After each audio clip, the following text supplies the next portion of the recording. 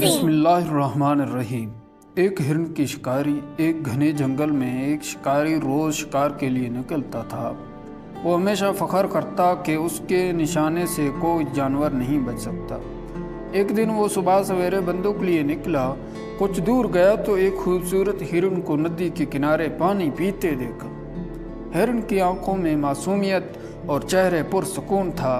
शिकारी ने बंदूक थान ली, मगर जैसे ही उसने फायर करने का इरादा किया, हिरन ने सर उठाकर उसकी तरफ देखा। वो नज़रों का मलाप अजीब था, जैसे हिरन कह रहा हो, अगर तुझे भूख है तो मैं मर जाऊंगा, मगर क्या तेरे दिल को सुकून मिल जाएगा। शिकारी के हाथ कांपने लगे।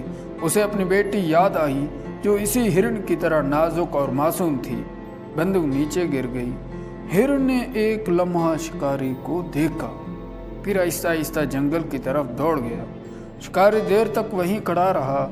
इस दिन के बाद वो कभी शिकार को न गया। इसने अपनी बंदूक बेच दी और जंगल के करीब एक नर्सरी बना ली, जहां दरख्त लगाता था।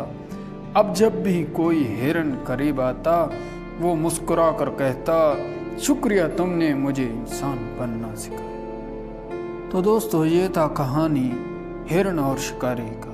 इसका नतीजा हमें ये मिला कि कभी कभी जानवर भी इंसान को इंसान बना देता है।